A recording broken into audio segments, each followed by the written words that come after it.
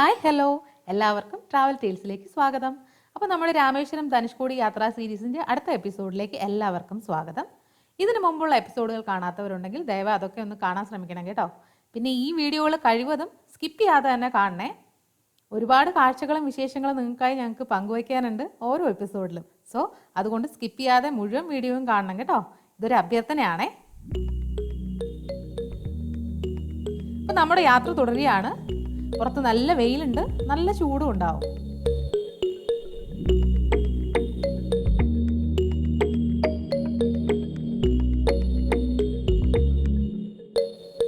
കാറിലിരിക്കുന്നതുകൊണ്ട് ആ ചൂടൊന്നും അറിയുന്നില്ലെന്നേ ഉള്ളൂ. നല്ല കാറ്റും വീശുന്നുണ്ട് കേട്ടോ പുറത്ത്. നമ്മളിപ്പോൾ തൂത്തുക്കുടി ഭാഗത്തേക്കാണ് പോയിക്കൊണ്ടിരിക്കുന്നത്.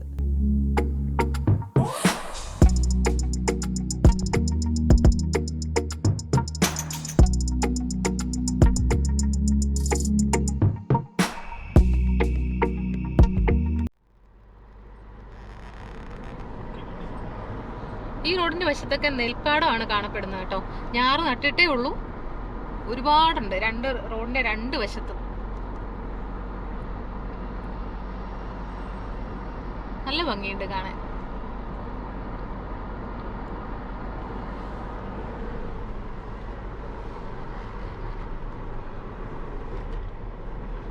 ശരിക്കും വല്ലാത്തൊരു ലാൻഡ്സ്കേപ്പ് അല്ലേ? മലയും പാടങ്ങളും എല്ലാം ഒരു ഫ്രെയിമില്. ദൂരെ കാണുന്നില്ലേ, അതൊരു മലനിരയാണ്.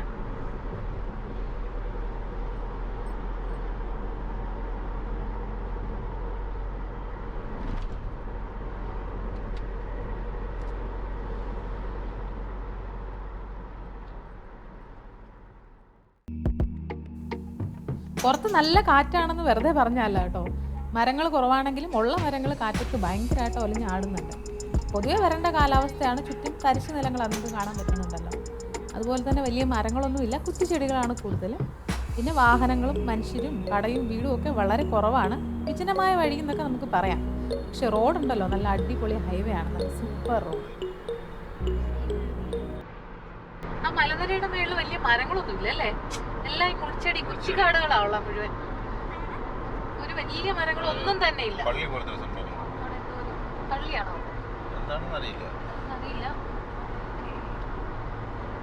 നോക്കിയാൽ നമുക്കറിയാം, ഒരു കാക്കത്തണിൽ ഒരു മരം പോലും ഇല്ല മലയിലൊന്നും. എല്ലാം കുറ്റിച്ചെടികളാണ്. ഗവൺമെന്റ് സ്ഥാപനമാണോ കാണുന്നത്? തമിഴിലാണ് ബോർഡ്, വായിക്കാൻ വയ്യ. ശരിയാ, വലിയ ബുദ്ധിമുട്ടാണ്. വീടുകളൊന്നും തന്നെ അങ്ങനെ കാണുന്നില്ല കേട്ടോ.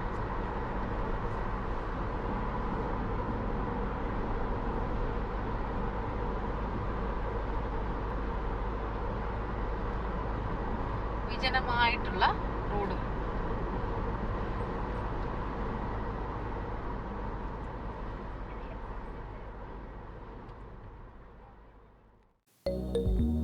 ഇപ്പോൾ നമ്മൾ പോയിക്കൊണ്ടിരിക്കുന്നത് വള്ളനാട് എന്ന സ്ഥലത്തൂടിയാണ്. ഇവിടെ നല്ല മനോഹരമായ ഒരു കാഴ്ചയുണ്ട് കേട്ടോ. ഒരു വലിയ ഹനുമാന്റെ പ്രതിമ ഇതാ കാണുന്നില്ലേ? ഇതുവഴി പോകുന്നവരുടെ ശ്രദ്ധ പെട്ടെന്ന് അട്രാക്ട് ചെയ്യും ഈ പ്രതിമ. രാജരാജേശ്വരി ക്ഷേത്രത്തിലാണ് ഈ പ്രതിമ സ്ഥിതി ചെയ്യുന്നത്. 77 അടിയാണ് ഇതിന്റെ ഉയരം. ഹനുമാൻ വിശ്വരൂപം കാട്ടി നിൽക്കുന്ന രീതിയിലാണ് ഈ പ്രതിമ. അതുകൊണ്ടാണ് അതിന് ഇത്രയും വലിയ ഉയരം. പടിഞ്ഞാറേക്ക് നോക്കിയാണ് ഈ പ്രതിമ നിൽക്കുന്നത്.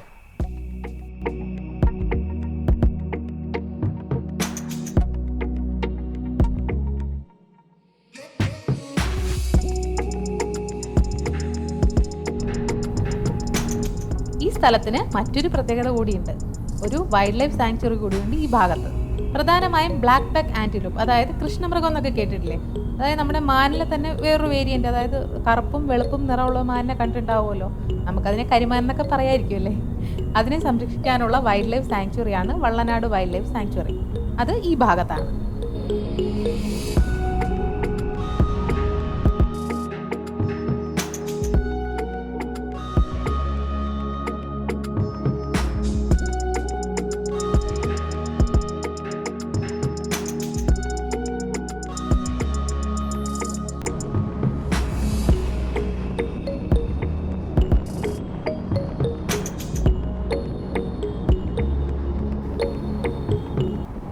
ഇതുപോലുള്ള വിജനമായ റോഡുകൾ കാണുമ്പോഴേ നമ്മൾ കാണാറുള്ള ചില ഹോളിവുഡ് റോഡ് മൂവീസ് ഇല്ലേ, അതിലെ ഹൈവേ പോലെ തോന്നുന്നില്ലേ?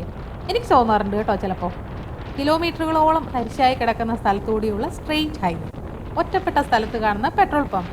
ഈ കാണുന്ന പെട്രോൾ പമ്പ് ശരിക്കും ഞാൻ പറഞ്ഞ പോലുള്ള സിനിമകളിൽ കാണുന്ന പോലെയില്ലേ? നിങ്ങൾക്ക് തോന്നിയില്ലേ അങ്ങനെ?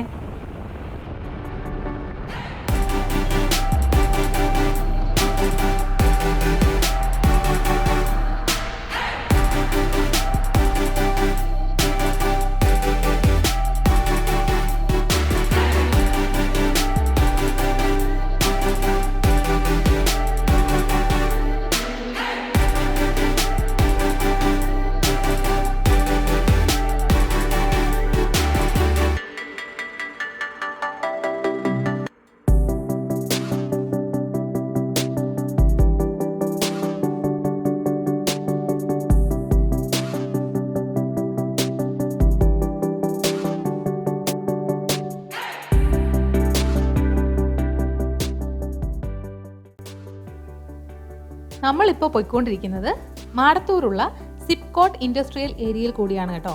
State industrial promotion corporation of Tamil Nadu, ഇതാണ് സിപ്കോട്ട്. തമിഴ്നാട്ടിൽ വ്യവസായങ്ങൾ പ്രോത്സാഹിപ്പിക്കുന്നതിന് വേണ്ടിയുള്ള സർക്കാരിൻ്റെ ഒരു സംരംഭമാണിത്. അടിസ്ഥാന സൗകര്യങ്ങൾ എല്ലാം സർക്കാർ നൽകും. ഇതുപോലത്തെ ഇൻഡസ്ട്രിയൽ പാർക്കുകൾ തമിഴ്നാട്ടിലെ ഒരുപാട് സ്ഥലങ്ങളിലുണ്ട്.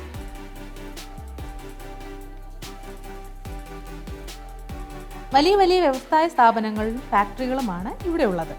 തൂത്തുക്കുടി പോർട്ട് തൊട്ടടുത്ത് തന്നെയുള്ളതാണ് മറ്റൊരു വലിയ അഡ്വാൻറ്റേജ്. കണ്ടില്ലേ, ഇതുവഴി ഏറ്റവും കൂടുതൽ പോകുന്നത് കണ്ടെയ്നർ ലോറികളാണ്. പോർട്ടിൽ നിന്ന് ഫാക്ടറികളിലേക്കും തിരിച്ചും ലോഡുകളുമായി പോകുന്ന ലോറികൾ.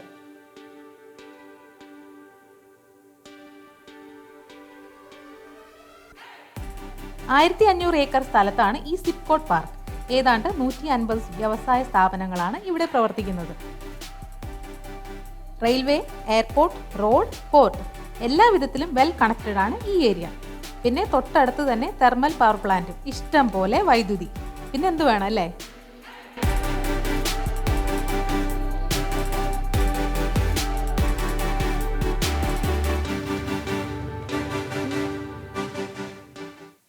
ഈ ഇൻഡസ്ട്രിയൽ ഏരിയയിൽ ഒരു വലിയ ഫാക്ടറി ഉണ്ടായിരുന്നു കേട്ടോ. സ്റ്റെർലൈറ്റ് കോപ്പർ എന്നായിരുന്നു അതിൻ്റെ പേര്.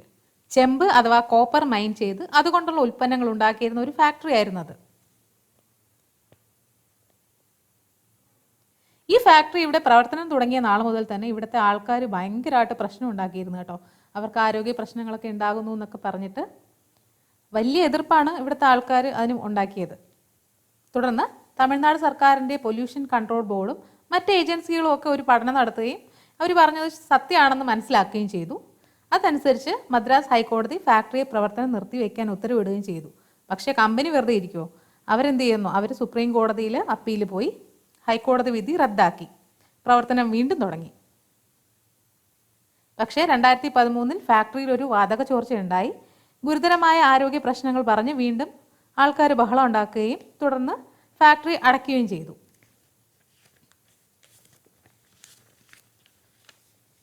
പ്രശ്നം വീണ്ടും സുപ്രീം കോടതിയിലെത്തി. 100 കോടി രൂപ ഫൈൻ അടച്ച് വീണ്ടും കമ്പനി പ്രവർത്തിച്ചോളാൻ സുപ്രീം കോടതി ഉത്തരവിട്ടു. അങ്ങനെ വീണ്ടും പ്രവർത്തനം തുടങ്ങിയ കമ്പനി 2018 എല്ലാ പരിസ്ഥിതി നിയന്ത്രണ നിയമങ്ങളെയും തെറ്റിച്ചുകൊണ്ട് വീണ്ടും വികസന പ്രവർത്തനങ്ങൾ നടത്താൻ തുടങ്ങി. ഇത്തവണ ജനങ്ങൾ കൂടുതൽ രൂക്ഷമായി പ്രതികരിച്ചു കേട്ടോ. ഭയങ്കര പ്രശ്നങ്ങളുണ്ടായി, ഭയങ്കര സമരം നടന്നു. സമരത്തിൽ പങ്കെടുത്തവർ പോലീസുമായിട്ട് ഏറ്റുമുട്ടുകയും അന്നത്തെ പോലീസ് വെടിവെപ്പിൽ 11 സമരക്കാർ കൊല്ലപ്പെടുകയും ചെയ്തു. അതോടെ കമ്പനി പ്രവർത്തനം നിർത്തിവെച്ചു. അതിനുശേഷം ഇതുവരെയും പ്രവർത്തനം തുടങ്ങിയിട്ടില്ല എന്നാണ് അറിയാൻ കഴിഞ്ഞത്.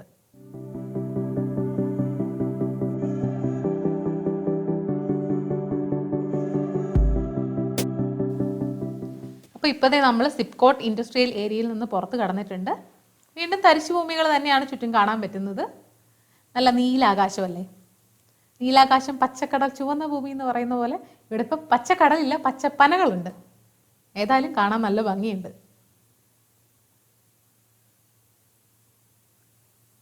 ഓരോന്നിനും അതിൻ്റെതായ ഭംഗിയുണ്ടെന്ന് പറയുന്ന പോലെ തരിശുഭൂമിക്കും അതിൻ്റെതായ ഭംഗിയുണ്ട്.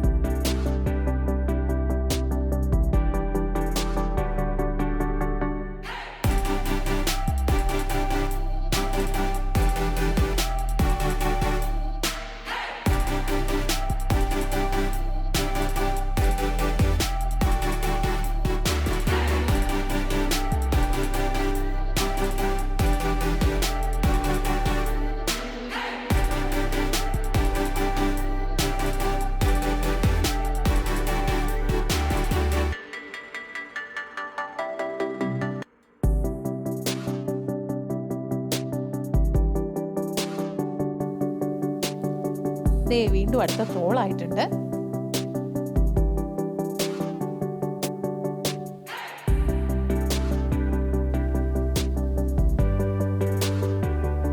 ടോള് കൊടുക്കുന്നതിനൊന്നും നമുക്കൊരു സങ്കടം തോന്നൂല കേട്ടോ ഈ റോഡ് വഴി പോകുമ്പോൾ. കാരണം അത്ര നല്ല റോഡല്ലേ, നല്ല സ്മൂത്തായിട്ട് അവർ മെയിൻറ്റെയിൻ ചെയ്യുന്നുണ്ട്. ഇത്രയൊക്കെ സൗകര്യം നമുക്ക് തരുമ്പോൾ ടോള് കൊടുക്കുന്നതിൽ വലിയ വിഷമമൊന്നും തോന്നേണ്ട കാര്യമൊന്നുമില്ല. 75 രൂപയാണ് ഇവിടുത്തെ ടോൾ.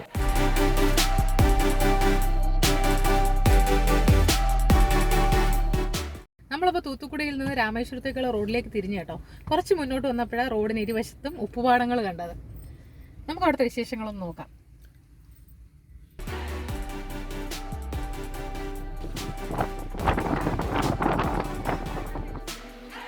അതിഭയങ്കരമായിട്ടുള്ള കാറ്റാട്ടോ ഇവിടെ. കാറ്റ് മാത്രമല്ല, നല്ല വെയിലും. വെയിലിന് വേറൊരു പ്രത്യേകത എന്ന് പറഞ്ഞാൽ ഈ വെയിൽ ഉപ്പിലടിച്ചിട്ട് അത് നമ്മുടെ കണ്ണിൽ ആ പ്രകാശം റിഫ്ലക്റ്റ് ചെയ്യുന്നുണ്ട്. നമുക്ക് പെട്ടെന്നൊന്നും കാണാൻ പറ്റുന്നില്ല. ഇപ്പോൾ മൊബൈലിൽ ഷൂട്ട് ചെയ്യുന്നാലും ഒന്നും കാണാൻ പറ്റാത്ത വെളുത്ത് കിടക്കുന്ന ഒരു ഇറിറ്റേഷൻ, കണ്ണിനൊരു ഭയങ്കര ഇറിറ്റേഷനാണ്. ആ ഒരു വെയിലത്തും ഒരു അപ്പൂപ്പൻ അവിടെ ജോലി ചെയ്യുന്നുണ്ട് കേട്ടോ.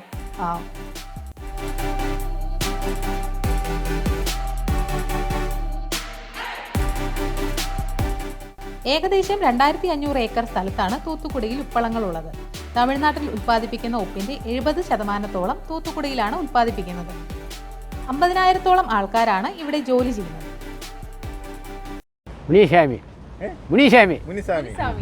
இது வந்து கடல் தண்ணி கிணத்துக்கு ஏற்றி அடுத்தாப்புல தெப்பத்துக்கு அடித்து ஒரு 30 தெப்பம் போய் வந்தால் தான் உப்பாகும். 30 ദിവസം. ஆமாம். இங்கே போர்வெல் இருக்கா? இதில் தான் வரும் போர். அப்புறம் அது அந்த தெப்பத்தில் அந்த மோட்டர் வச்சு அந்த அடித்து அதுலேருந்து 30 தெப்பம் போய் வந்தால் தான் தண்ணி டிகிரி ஆகும். தண்ணி ஓட்டத்தில் தான் டிகிரி. ஆமாம், அப்படியே ஓடிக்கிட்டே இருக்கும். அது அந்த தெப்பம் போய் அங்கே போய் அப்படியே சுற்றி கடைசி லாஸ்ட்டு உப்பு தண்ணி.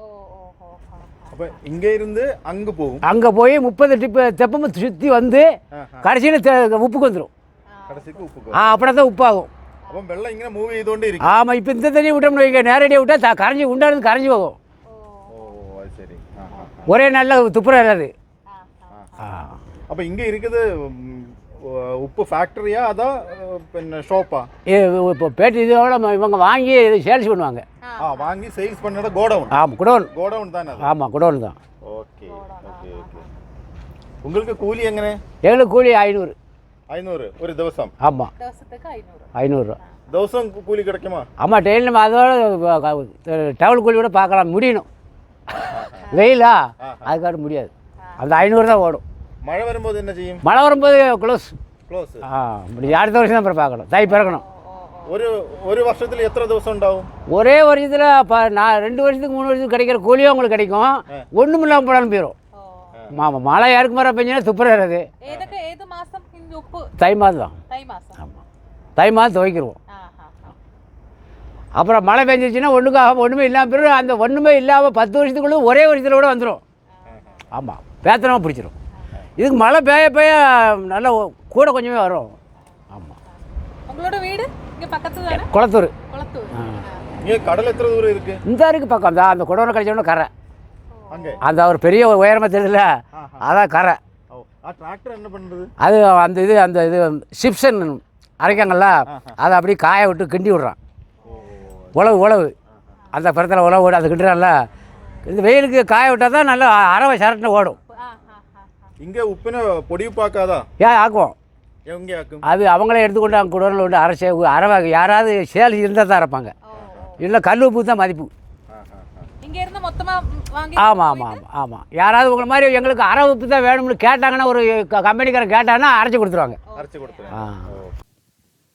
ഈ അപ്പൂപ്പൻ പറഞ്ഞതിൽ നിന്ന് നമുക്ക് മനസ്സിലായ എന്താണെന്ന് വെച്ചാൽ, കടൽ വെള്ളം പമ്പ് ചെയ്ത് ഇവിടെ ഒരു കിണറിലേക്ക് എത്തിക്കുകയും അവിടെ നിന്ന് പമ്പ് ചെയ്ത് ഈ പാടങ്ങളിലേക്ക് കൊണ്ടുവരികയാണ് ചെയ്യുന്നത്. അതുപോലെ അദ്ദേഹം പറഞ്ഞത്, ഒരിക്കലും കെട്ടിക്കിടക്കുന്ന വെള്ളത്തിൽ ഉപ്പുണ്ടാക്കി എടുക്കാൻ പറ്റില്ല. വെള്ളം ഇങ്ങനെ ഒഴുകിക്കൊണ്ടിരിക്കണം. പാടങ്ങൾ മാറി മാറി ഒഴുകിക്കൊണ്ടിരിക്കുന്ന വെള്ളത്തിൽ ഉപ്പ് ഫോം ചെയ്യുള്ളൂ. അല്ലെങ്കിൽ വെള്ളം ഇങ്ങനെ മണ്ണിലേക്ക് താഴ്ന്നു പോകുമെന്നാണ് പറഞ്ഞത്. കെട്ടിക്കിടക്കുമ്പോൾ അങ്ങനെ ഫോം ചെയ്ത് വരുന്ന ഉപ്പ് ഒരു തടി കൊണ്ടുള്ള ഉപകരണം, അതിൻ്റെ പേരെന്താണെന്ന് എനിക്ക് അറിയില്ല കേട്ടോ, അത് വെച്ചിട്ട് കോരി മാറ്റുകയാണ് ചെയ്യുന്നത്. പിന്നെ അത് സ്റ്റോർ ചെയ്യുകയും ചെയ്യും. ഈ ഉപ്പുപാടങ്ങളിൽ നിന്നും ഒരു വർഷം 25 ലക്ഷം ടൺ ഉപ്പാണ് വിളയിച്ചെടുക്കുന്നത് കേട്ടോ. 25 ലക്ഷം ടൺ. പക്ഷേ കാലം തെറ്റി മഴ വന്നാൽ പണിപാളുമെന്നാണ് പറഞ്ഞത്. ഇവിടെ ഉണ്ടാകുന്ന ഉപ്പ് മൊത്ത വിതരണക്കാരായ കമ്പനികളാണ് വാങ്ങുന്നത്. ടണ്ണിന് 1000 മുതൽ 1200 രൂപയാണ് കമ്പനികൾ ഇവർക്ക് കൊടുക്കുന്നത്. അതായത് 1 കിലോയ്ക്ക് 1 രൂപ അല്ലെങ്കിൽ 1 രൂപ 20 പൈസ മാക്സിമം. അപ്പോൾ ഈ പാടത്ത് നിന്ന് ശേഖരിക്കുന്ന ഉപ്പുകൾ ഈ ഒരു റൂമിലാണ് സൂക്ഷിക്കുന്നത്. ഇത് കണ്ടില്ലേ, ഓരോ പാക്കറ്റുകളാക്കി, ആ പാക്കറ്റുകളെ ഓരോ ചാക്കിലാക്കിയാണ് ഇവിടെ സൂക്ഷിച്ചിരിക്കുന്നത്. ഇതിന് പല കമ്പനിയിൽ നിന്ന് ആൾക്കാർ വന്ന് ബൾക്ക് ഓർഡർ എടുത്തുകൊണ്ട് പോയി പൊടിച്ചാണ് അവരുടെ പേരിൽ വിൽക്കുന്നത്.